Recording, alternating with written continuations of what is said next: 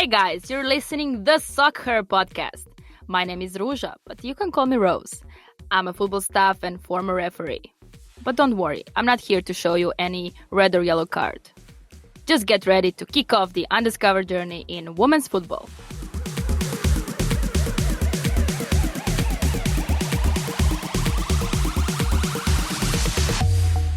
I'm super excited to host my dear UEFA colleague, who also happens to be a Servette Feminine Football Club captain, if I'm right, Canadian, who we managed to bring to Europe thanks to our lovely sport, my dear and lovely Alyssa Lagonia.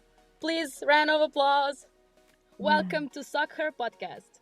Thank you so much for having me. What a fun introduction. Thank you. The reason why I was pushing to have you in SoccHer for so long was because you're the perfect example of dual career in women's football, and that's the main topic of this episode. Starting off with Canada, and what can you tell us about your road in football? Like how we managed to have you here in Europe? I started in Canada, so I grew up playing there. I got into football because of my dad and my brother. My brother's 3 years older than me, and he was playing all the time, and I wanted to do everything that he did. So the natural next step was to throw me into the game. So I started when I was 4.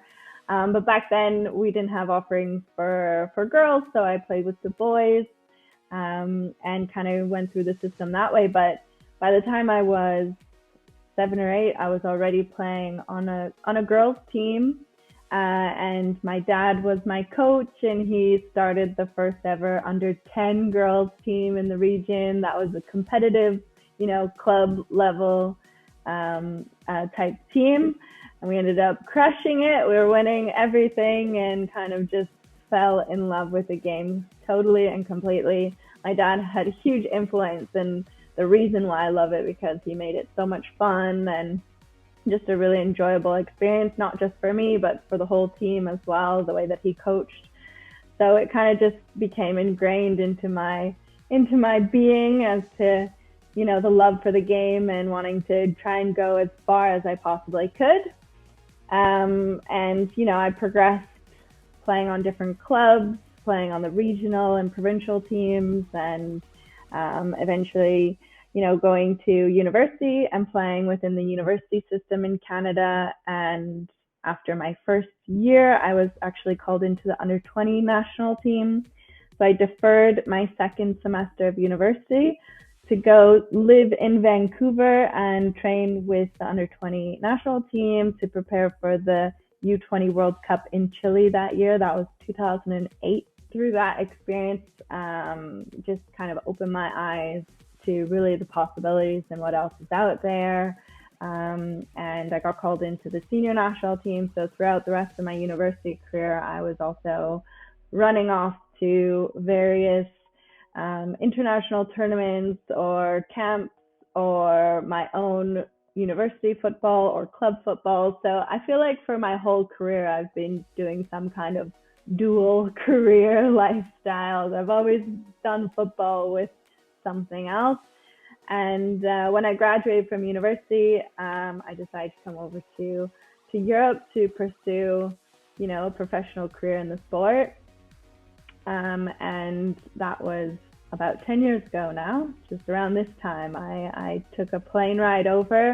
I started in England with Doncaster Rovers Bells. I think I went for a 1-week trial, packed for 1 week, and then ended up staying for about 11 months. So that was my first season. It was a bit of a whirlwind experience. I learned a lot. I learned a lot of things that I knew that I wanted to change, adapt, not only in my game, but also in the environment and atmosphere that I was part of. Continuing on with the theme and trend of this podcast, I was also doing 2 other jobs during that time, playing for Doncaster because, So did you need to work back then, or it was your choice? I needed to work. We were not well funded, and it was definitely something I needed to do in order to get a little extra living money to be able to get around and, survive. So unfortunately, yeah, back then, the WSL isn't quite what is today. You could definitely see the direction that it was going.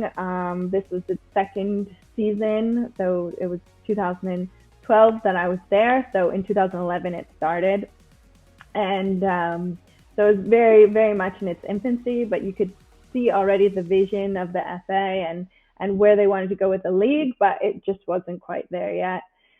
And so unfortunately, yeah, I learned a lot about what I didn't want. And so I tried to pursue that in my next club, which was in Italy, in Verona.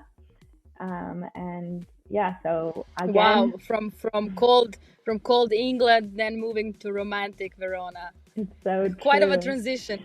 Yes, the city of Romeo and Juliet. No, it was a beautiful transition for me in terms of the different environment that I was exposed to in Italy. A little bit more professional and consistent in terms of amount of games we were playing and the competition, as well as income and yeah, and just in general living environment and whatnot. So it definitely improved in certain areas, and I very much enjoyed the culture and lifestyle. I learned Italian when I was there, and if I didn't have to have another job, so I was learning the language. My family is actually Italian, so I come from an Italian culture where they do use their hands quite a bit. But yeah, so that period of your career was like back to roots, let's say like that. Exactly. Yeah, I have Italian passport, which definitely helped me in my being able to just live in Europe. So that definitely helped. But yeah, I grew up with Italian family and never spoke Italian with my family, unfortunately. So actually going to Italy and learning Italian, being able to bring it back home to the family was really special. But after a year and a half there, I decided to make my way to a different club, which was in Switzerland, a very, very, very small club called FC Neunkirch. But they were in the top division, I believe fourth place at the time that I arrived. They had a big vision to keep bringing in international players and grow the club. And I was very much interested in trying a new environment, new language, new culture, new style of football. So I said, yes, let's go. And ended up staying there for 3 years. We won the league and the cup. We made history. Wow, congrats. Yeah. I think you're getting used to making history, but we'll come to that a bit later. Yes, it's happened a few times in my career, but I'm sure most female footballers these days, every time they step on the field, they're making history because there's so many groundbreaking progress that's actually happening in the game. So I don't think it's just me, but I've been fortunate within my career to be part of some big teams, and of course Neunkirch was definitely one of them. I learned German as well. The other side of my family, actually, I'm German. My mom's German, dad is Italian. So again, back to the roots. Like you had an opportunity to play for so many national teams. That's like super amazing. That's true. Yes, but only Canada. Only played for Canada. Yeah. So this was It's a big deal to say that actually you played for the current Olympic champion. So it's not a small thing to have in your curriculum, to be honest. Yeah, an amazing achievement from that group of women, and yeah, so happy and proud of them. Still have a few friends on the team, and when we won gold, I was definitely shedding some tears of joy. So so proud to have them bring home the goals. But yeah, so Neunkirch was an amazing experience, but we ended up breaking up in terms of the team itself. It folded about 2 days before the very last game of our season, the very last game to determine whether or not we won the championship or not. There was some complications within the club, a little bit of crisis in terms of money, so we had to fold the team, even though we qualified for Champions League and would have had extra funding there, but we couldn't make it happen. So the team kind of on the very last day after we won, all just spread out, and we've played together here and there on different teams since. I know right now in Servette, I have 3 other teammates who were also on that championship team with me. But that's kind of nice that you guys actually stayed together in some way. In some way. So there's some players, some girls playing together in different parts, but we'll always have that special bond that we won the championship together. And so I think that hopefully one day we can have a nice reunion. But anyways, then I moved over to Cyprus so that I could play in the Champions League. I really wanted that experience, and Apollon ladies were on their way to the Champions League. So I moved over there to the sunshine and the beach. Just wanted to say, like, from England to Verona, then back to Germany with also not so impressive weather, and then Cyprus. Like, oh my God, that's awesome. Yeah, I think just if you can kind of follow the career, I always tried to find a balance between, life outside the football field as well as on the football field. I wanted to take advantage of the opportunity that football gave me to be able to see the world and see different cultures and learn different languages and, work and be immersed within those cultures, as well as have an amazing football experience. So I wanted to always be playing at a top level, but also gain other life skills along the way. I thought that was always really important for me. Well, I have to say that is something that's so common in women's football, actually, with players comparing to men's game, for example. We cannot say that when the men are choosing their next step in career or, let's say, next club, they do put that as one of the top priorities. Of course, the environment plays an important role, but it's not that important like it is within women's football. And that's actually, let's say, our advantage that allows us the dual careers, more experience. I mean, we all go into direction that we hope that in the future ladies will only have to think about football and that's it. But still, it is also important to keep that in mind in terms of development, personal development. Exactly. And that's something that, I recently had a conversation within our team at UEFA is that, within the men's game, you see that they maybe don't have the same opportunities in terms of education, or they don't push themselves to find those opportunities throughout their careers. Whereas in the women's game, we're more forced to, because we know that in terms of our sustainability and financial options, we don't quite have the same luxuries as the men do, which pushes us to find those dual careers, find education opportunities, find all that. So as the game develops, I hope that we continue to push, the idea that furthering and developing not only your football skills, but also other life skills, educational skills, ideas, is still embedded within the women's game. And we don't lose sight of that as we continue to grow, because as we know, at the end of a career, which can easily end early due to injury or whatnot, we need to be sure that we're creating and developing not just footballers, but also people to be included and integrated back into society. And so I just think that we shouldn't lose the idea that education and further development isn't lost within the women's game. Well, I think I told you that the research of my master thesis is strategic importance of increasing number of female managers within sports industry.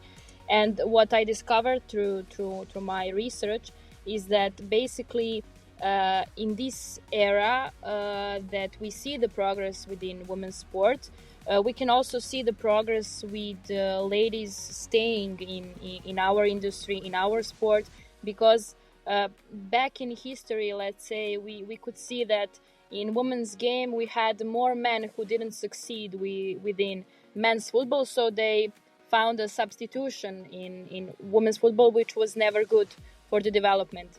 In past, let's say, decade, more people, no matter were they male coaches or female coaches, were those, let's say, specialized for women's game. And that's actually what really impacted the progress of game itself, the club's development, with the staff dedicated to women's football, not being there also as a substitute for not being part of the men's team. So I think that that's really, really important to have people educated for women's football from every side of the every aspect and every possible position we can think of within a club, national team, federation, and of course UEFA as someone who set the lead in that area.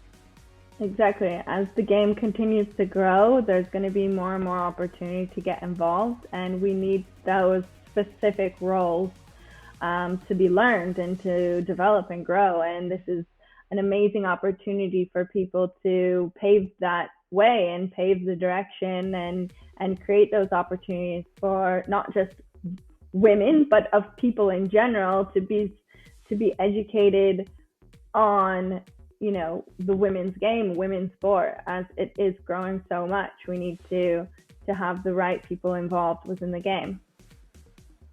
Exactly. And but speaking of your career, and let's say to come to your last club, like, is that happened directly from Cyprus, or there is, let's say, a detour before you joined Servette? I had a little bit of a detour. So I actually decided to retire from football after my season in Cyprus. I applied for a master program. It's called the FIFA Master.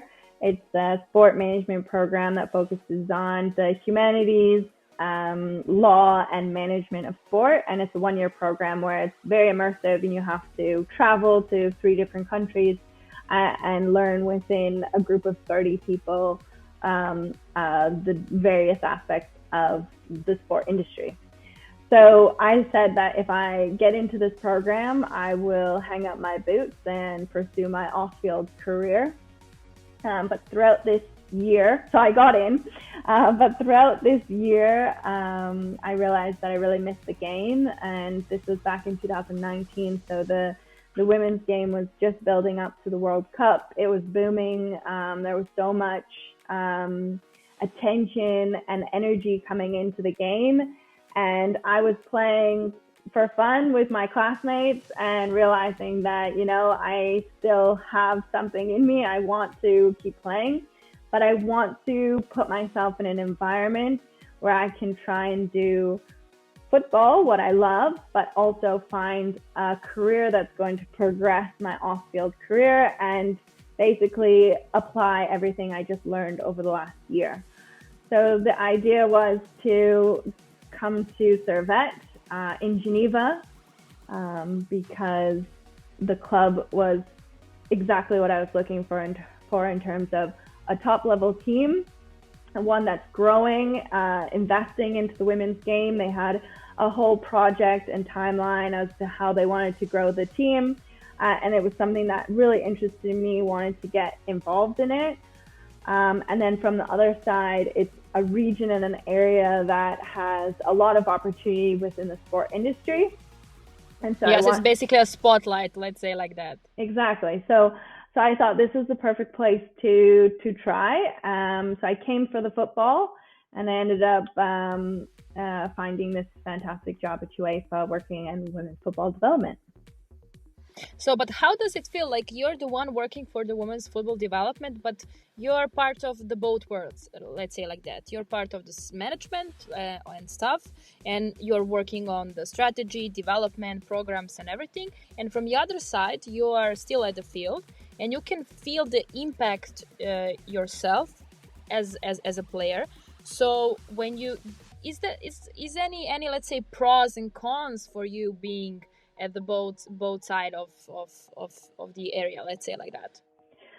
So definitely for me, it's unreal to be able to see both sides of the coin, let's say, to be able to play on the field, also with my whole experience as to where I kind of started to where I am now, the difference in terms of investment, attention, everything around the game now that I'm experiencing is so fantastic.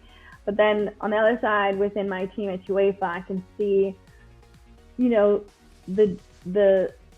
amount of work that has gone into it, not just from when I started, but I can see everything that has been planned for years and years and years to get us to this point today, and to see where we are and to be able to benefit from the hard work that my colleagues have put in has been unbelievable. And I have so much respect for everything that's going on within our unit and at UEFA, and the amount of investment that we're making, because I really reap the benefits on the field. Of course, there are pros and cons. The pros are exactly what I've said. It's so positive to see, the energy and the work that goes into it, and to be able to compete, for example, at the Champions League group stage against some of the best clubs in Europe, if not the world, in front of crowds. It is super awesome. Like let's praise UEFA for that, for supporting you to still play actively. I mean, because to be honest, when you're doing your training camps or traveling for the games, or basically being outside of the office, they lose an important person that in that moment can also work something towards development of the women's game, but they still see that basically your role can also help them on that path. So but really we have to thank them for understanding that, and basically to motivate every FA, let's say, to do the same. What we did within FA of Serbia, myself personally, also following what UEFA does, like we have a national team player of Serbia now being the regional grassroots coordinator, and she even delivered the playmakers. I mean, because we realized, okay, if we that's like the best case you can show to let's say people in Serbia and even in other countries, like that you can keep your players within the game, but from the other perspective. And that's something that UEFA actually was a leader at, and we all use that opportunity when we had to copy that. So thank you guys for that. No, I agree. I thank UEFA as well. As I'm quite lucky to have an employer who really understands what I'm going through in terms of juggling a full-time job and a very competitive football career. So they see that and they support that, and they want the best for me. And especially during the group stage competition with multiple weekday games and travel, it was UEFA who was supporting me throughout that. And I can't thank them enough for allowing me to really feel as I was a professional athlete in those moments, and trying to remove myself from the job on those days and those big moments. So can you imagine it's not easy. Male player? Can you imagine any male player working for UEFA full time and playing on the Champions League level? Like I cannot. I think I did make a little bit more history. I think I was the first. I'm the first UEFA employee to also compete in one of its competitions. Wow! Now I feel more proud to have you on SoccHer for that. that cause. But do you think that's something that we can, let's say, in women's football, if not in men's football, pursue in the future, like to have more girls competing on that level, like, and also being involved, not like, let's say, only at UEFA, but FIFA or many other institutions, national federations? Like, is it something we can develop as an option for them? Because you said that the ladies during their career have to think about the next step, what's happening after the career, even more and even before the men are doing that. So do you think this is like the way to go, something to promote, to even create as a project maybe? Yeah, so I am a huge believer that especially within the women's game, that there needs to be other opportunities, and there needs to be some kind of focus and direction as to where their careers can take them after the game, and how they can apply what they've learned through football to their off-field careers. And I don't actually want to limit that also just to the women's game, but the men's game too. I'm part of a few other programs, and the idea to really understand how you want to transition into your off-field career is quite challenging and difficult. And when you retire, it's not easy in terms of financially, mentally, physically. It changes you. And I know that from personal experience after my career after my year in Cyprus, when I actually retired and took a year off. It's something that you can never prepare for when you lose your sport. And so there's a lot of different aspects to it. So I think the more we can prepare a player to create that transition, to make that transition, the better. So if we can have opportunities for women to be working on the side within a federation, within a confederation, FIFA, associations, it doesn't necessarily have to be full-time, but to gain experience, to gain confidence, knowledge, understanding of how it works, a bit of maybe an apprenticeship to work towards something that when they do end their career, this is the type of job that they could be looking for.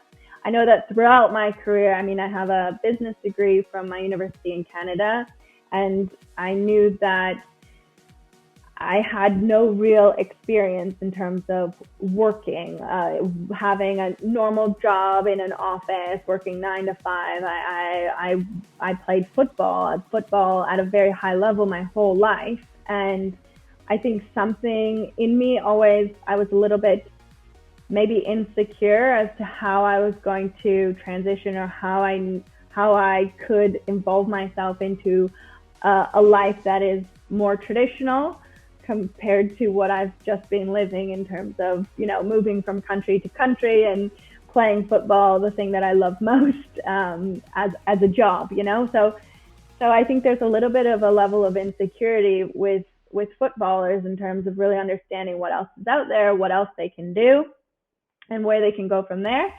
And I think education and experience is the way to bridge that gap and to provide that confidence and experience and reassurance that, what they're learning and gaining from the sport in terms of life skills and other development skills is actually applicable to a life outside of football.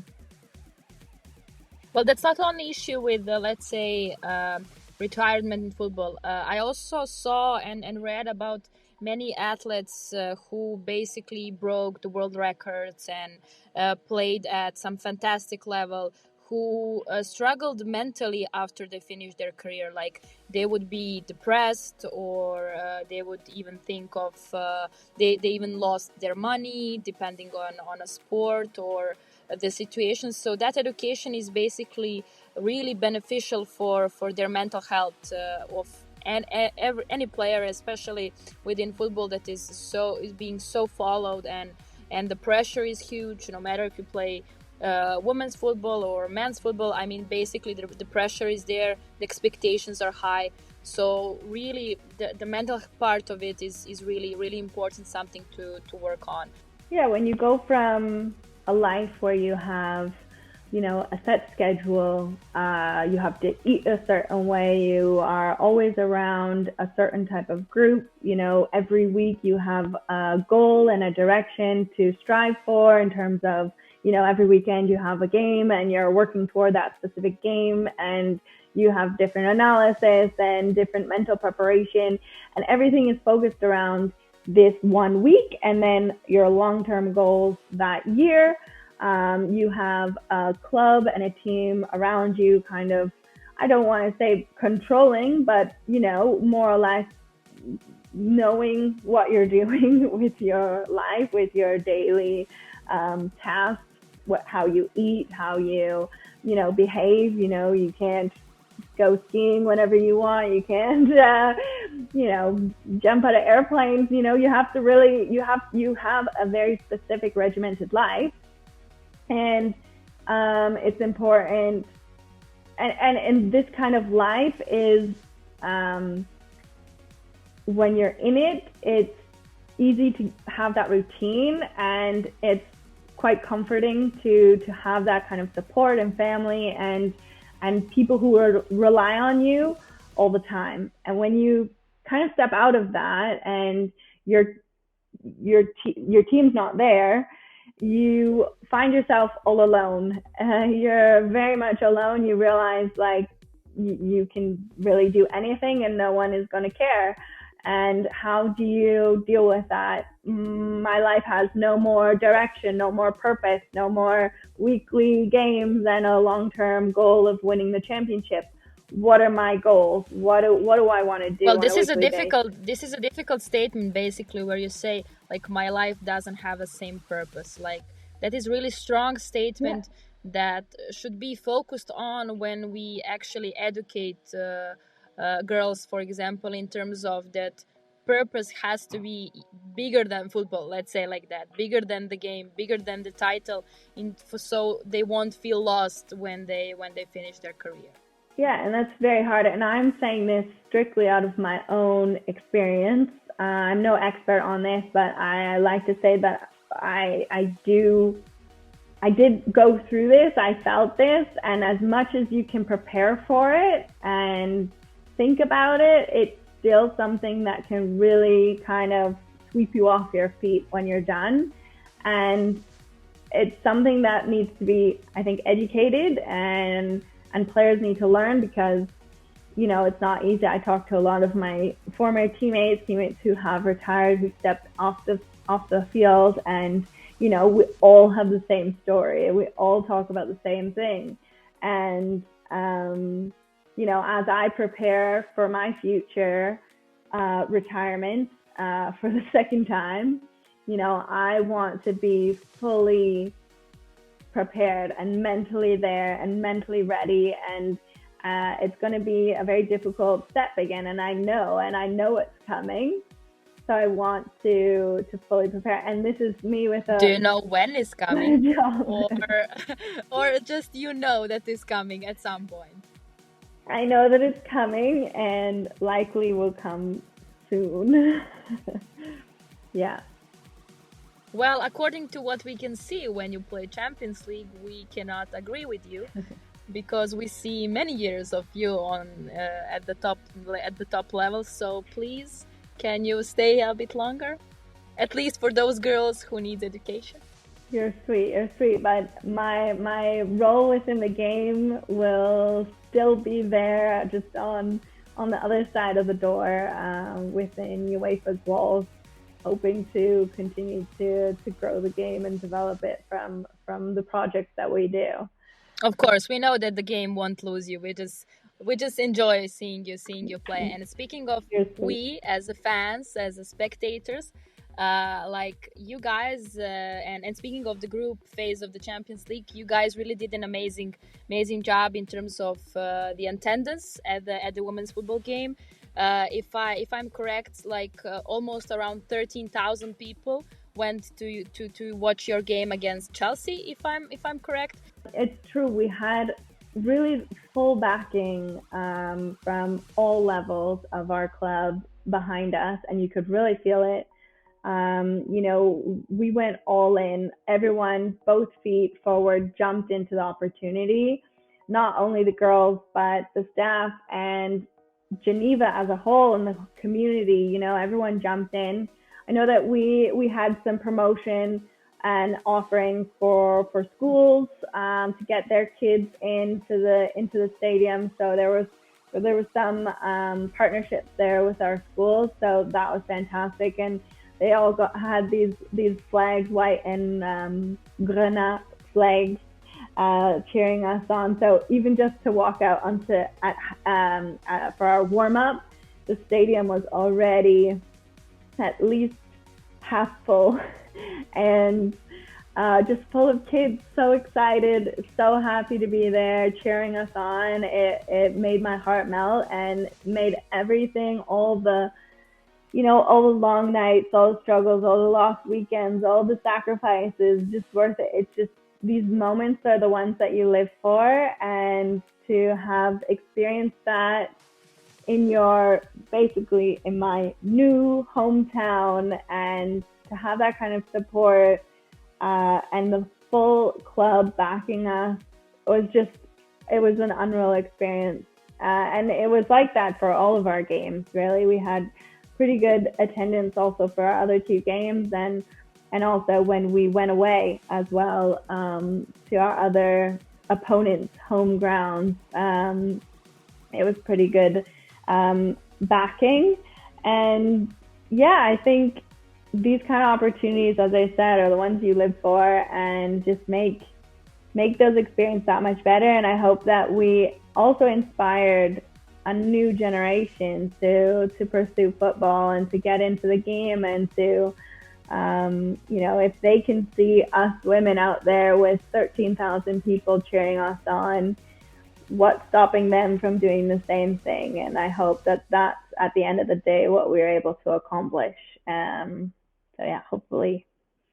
Definitely you were. I mean, as I said, the promotion of your club went beyond Switzerland, which is like pretty impressive. And like I can even hear girls playing football in my region speaking of the option to go and play in Switzerland, which was not on the top of their list before. Like it would be like, let's say, Scandinavia, it would be Spain, Germany, so on. Nobody spoke about Switzerland, even though we had some players from this region playing in Switzerland. But now the things are changed. Like they really see the effort that is happening there, and like they really see that the path towards the top of the European football can also go through clubs like Servette, because the effort the club is doing, which is something really to also highlight and be proud of as a part of the women's football.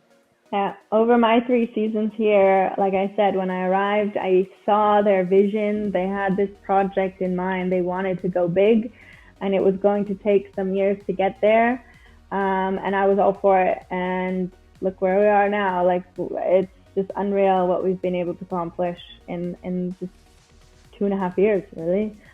But speaking of the new ways of promotion of the women's game, higher attendances, everything that is changing now, we also felt like that this media coverage is now bigger than ever, through many media companies, of course, who came there thanks to UEFA too. So basically, what is your experience? Because as I remember from our conversation, when you started playing professionally, it wasn't like that. Many things changed, and now you can see that it is so available to watch women's game, not like it should be, but still this is like a huge step forward. Exactly. I think that's the main message there. It's growing and increasing, but it still has a long way to go. We still need to get more eyes on women's football, women's sport in general, and in order to do that, we need more exposure. And yes, in my career over the last 10 years that I've been in Europe and playing professionally, the game has grown drastically, and there's so much more awareness, there's more popularity, perceptions are being changed, and people are actually considering women's football as a sport for their daughters, and to consider it as really a fantastic sport offering entertainment wise, and I think the role models within the game help achieve that, and we have to continue to highlight the different players and the different personalities that are in the game, because we have amazing stories and women who have gone through such crazy experiences in lives, and we need to highlight them, and just fantastic people within the game, and these are role models for the next generation. We need to continue to give them the platform and the voice. Podcasts like this, other types of media that can be consumed within these spaces are so important, to continue to push out the messages that women's sport is here to stay. We need to support it. We need to invest in it, and we need to make it visible to the general public, because, we have a population that wants to consume it, but just doesn't know how. And we need to get to that point where, it's available and there for them to take. As you know, my team and I are developing the platform for women's football, and that's why we have this podcast, to basically prove to the audience worldwide that we need those kind of platforms to bring the attention to the ladies in the way they deserve. Because I feel personally, as a fan of women's game, that sometimes when I need any information, I need to go to, let's say, from 5 to 10 places on the internet to get one information, or to connect the dots, let's say like that. Exactly, yeah. And having the possibility to watch the games isn't enough, as we said, but that's why we are working on it. And you said one really important thing when you said we need more exposure. That's also what we are when we are explaining the idea behind the platform, is that to get more profit to the women's game, and from the women's game we need more exposure, because there is a certain profit there that is not being used for women's football, and that's at least not fair. For example, when we look at the personal sponsorships deals that men have, and to see that those deals are coming from the different areas, they don't come only from sports, but then we see at the ladies, and we don't see the same opportunities, we don't see the same connections. So that's the area where we have to go, and direction that we have to follow, because maybe some girls that are not, for example, into women's football at the moment, when they see a player like you promoting some product that is also not related to football, but is, for example, dear to your heart, or something you do on an everyday basis, well, they will say, okay, well, this girl plays football and she's promoting, let's say, the makeup, or she's promoting some food, or whatever you like. Then they will look at that in a different way. Then we say, okay, maybe I can play football and also be important to some brand too, like to understand that influencers can come outside of the social media, not only there. Yeah, definitely. And I think we live in a very interesting world right now, where social media is so strong and prevalent, and has a lot of influence. So I think it's important to find a good balance as well, and to allow and find ways that women can utilize their platforms for more promotional aspects, and to spread positive messages. I think, yeah, it's something that I don't engage in very much, unfortunately. I just come from, I guess, a generation that tries to stay a little bit more private, and some part of me wishes I could be a little bit more engaging. Well, you can still stay private. Let's say you can still stay private within your personal life, but be even a bit pushy with your professional life, if you know that is gonna bring some more attention to the game, bring more girls into the game, and so on. But that is also something we need to work on, like to educate ladies the way how can they behave, so that they and even their managers and their agencies, like what guys what road you should follow in order to present your clients and players the way they should be represented. Because also what I personally feel is that we have a buzz around women's football, especially you mentioned the World Cup in 2019. We had a huge buzz about the World Cup in France. Like, it was like never before, let's say like that. And after the World Cup was over, I ask myself, where do those people go? Like, they followed the women's football. They proved through those record-breaking moments of watching football in numbers that were unbelievable. And the game itself was awesome to watch at that point. And then we see them basically disappear. You don't see any place they go to follow again, to stay motivated, to be part of the women's game. Okay, we see them if they are following a club or so, but what about the others who we attracted to through that World Cup? And then where did they go? Yeah, great question. And that's something unfortunate to the game is they don't know where to go. They don't know what's next. They don't know how to engage. It's hard to find, as you've even said, you have to go through 1, 2, 3 different channels in order to find exactly what you're looking for, the information that you need. So it's challenging to try and keep that fan base and guide them to the different offerings that we have. And I think that's the challenge to the sport and challenge to where we are at right now is how can we continue to grow and build to provide that offering that is desperately craved and needed, as we saw from the World Cup. You know, there's lots, there were so many viewers and people interested in the game, and we got to try and find them. Hopefully we're able to do that, you know, with the Euro coming up this summer, and we'll see from there where it goes. I hope that this Euro is also gonna be groundbreaking in terms of the records of people watching the game, people coming to the game, and so on. That would be pretty awesome to have as a next step. Like, I could speak to you for hours on this topic, but unfortunately we have to stop now. But I believe that in season 2, season 3, there is going to be another chance for us to speak. And then if you retire, maybe it will be from retirement, let's say like that. But I hope you're gonna still be active as much as possible.